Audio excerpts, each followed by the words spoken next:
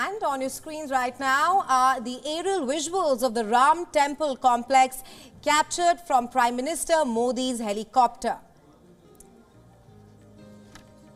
Well, as you can see, these are the aerial visuals of the Ram Temple complex. Let's just get you some factoids about this Ram Mandir complex. It's a total area of about 2.7 acres. It's built upon an area of 57,400 square feet. And the length of the temple is about 360 feet and the width about 235 feet. Now, that just gives you a little bit of a perspective of the expanse of this temple, grand temple complex where the Pran Pratishtha is about to take place. Absolutely, Hem. And also, the Ram Mandir is all set to become the largest temple in India based on its design structure. And it's the Sompura family who is responsible for the temple's design. And these are live visuals from Ayodhya. There we can see the Ram temple completely decked up.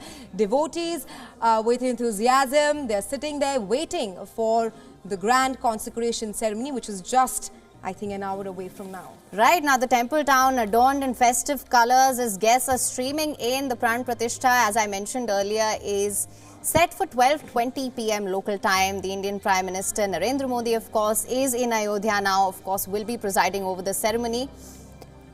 And the entire temple superstructure will eventually be 3-story. And as you can see, the Ram Mandir on your screens, the visitors will have to climb 32 steps. That is from the eastern side to reach the main temple there.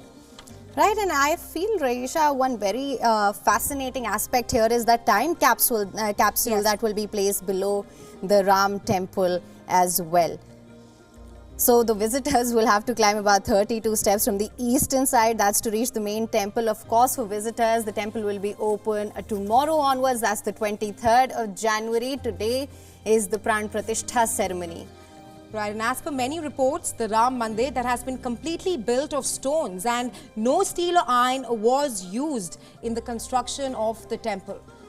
Now, if you have to talk about the Pran Pratishtha ceremony that everyone is looking forward to, let's just get you a little get you some details of the Pran Pratishtha ceremony also. As we mentioned earlier, Pran signifies life, while Pratishtha, that translates to establishment. So it essentially translates to establishment of the life force, which is what everyone is looking forward to. Now, for more on this, we have with us Mr. Lalit Joshi, who's been very patiently sitting here with us. Thank you so much, sir, for joining us in WION Studios today. It's a pleasure to have you. Now, I wanted to understand, sir, we were talking about how this is being seen as the rebirth of Ayodhya. And as I mentioned, and I spoke to my colleague about this as well, when we talk about technological innovations and how they can be utilized for such large-scale events, sir, which are not easy to manage, what is your take on the role of AI surveillance systems for security here? Well, it is really very well planned by the trust, and I give my fullest, respect to the trust and trustees. They have meticulously planned everything. I think it must be going on for the past 1 year. It is not, such events are not planned in a month or so. So everything is going on smoothly. The people are happy, and as mentioned that Pran Pratishtha, it is Abhijit Murta at 12:53 for few seconds as per the Panchang. It will be, I think, done by the Prime Minister on behalf of its citizen, and its impact. Sorry, sir, I'm so sorry to interrupt. There we have Sonu Nigam as well. Let's just listen into this for a little bit and then we will continue our discussion on this. So sorry to have interrupted you, sir.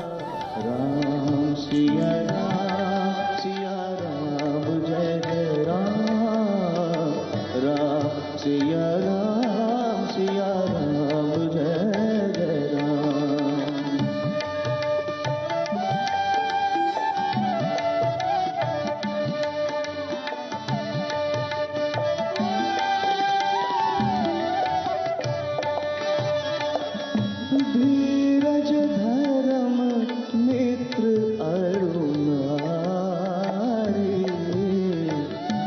आपद काल परखिए जारी जही के जही पर सत्य सने हो सोते ही मिल ही ना कोई संदेह हो राम सिया राम जय जय राम राम सिया राम जय जय Ram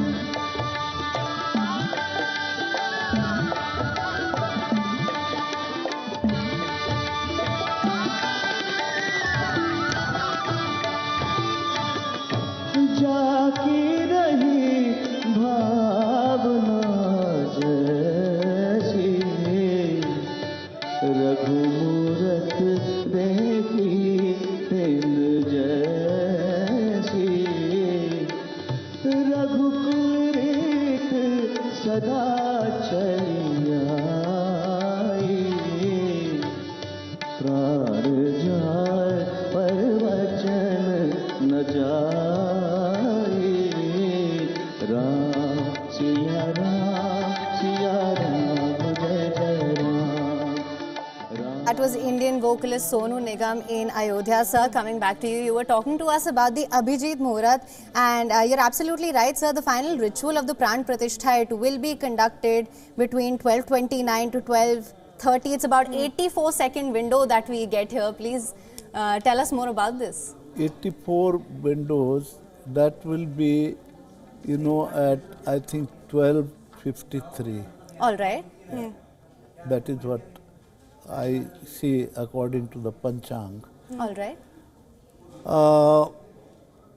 You know, in my opinion, this Pran Pratishtha should have been done on Ram Navami.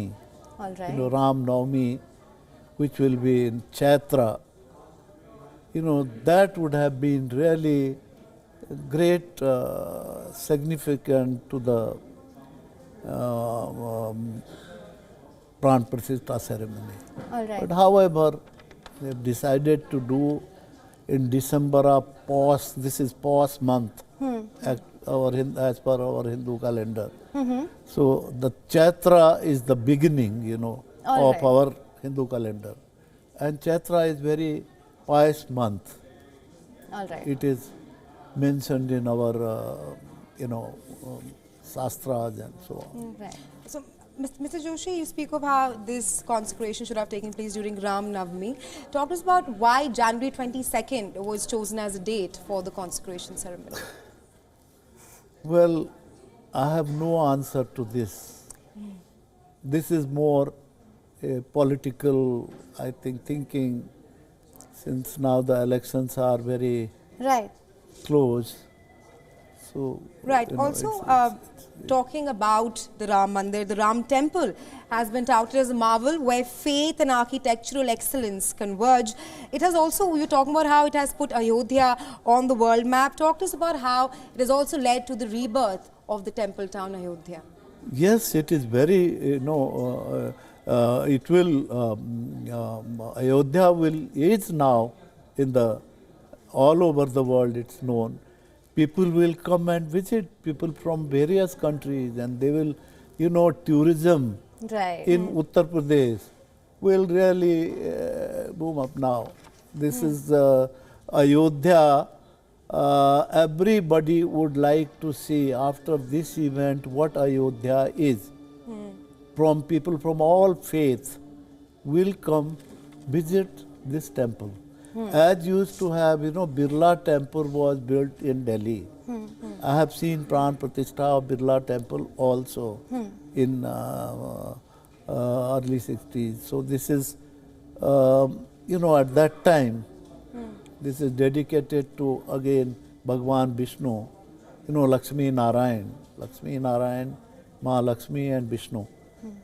And there were huge crowd. At that time, there was no television, nothing. But people came from all faith. So here now it has been, thanks to media again, I would say, they have done great job, you all. So people know about it all over the world, people will come. Right, so earlier, in fact, I also heard you talking about the yugs, and that's something I wanted to prick your brain on further, just to understand this better. When we talk about the rejuvenation and rebirth of Ayodhya, it's the 4 paths that have undergone massive transformation as well. That's the Dharma Path, the Ram Janmabhoomi Path, Ram Path. And it's said that this corresponds to the 4 Vedas as well as the yugs. So what is the significance and the symbolism there, if you could just elucidate on that? You see, as I mentioned, Veda, there is no reference of. Only Atharpan Veda, there is reference of Ayodhya, but not Lord Rama. There, till, 6th century, that early Buddhist and Jain texts, Gautam Buddha and Mahavira, they visited.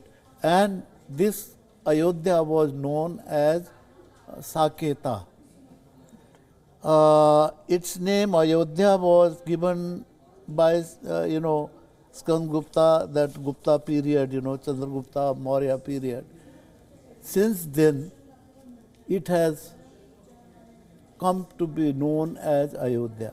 Till then, there was no reference of Ayodhya in any period, that Gupta period, Maurya period. There was no reference in Asoka. So now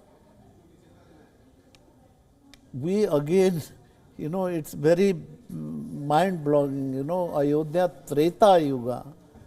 Rama was born in Treta Yuga.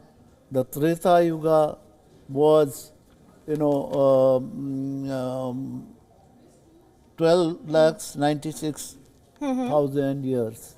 All right. And Rama, again, he was, he lived 11,000 years. All right.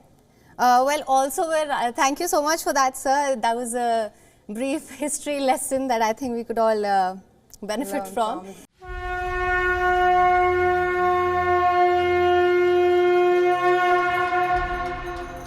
Ram Shri Ram Jaya Ram Jaya Jaya Ram Shri Ram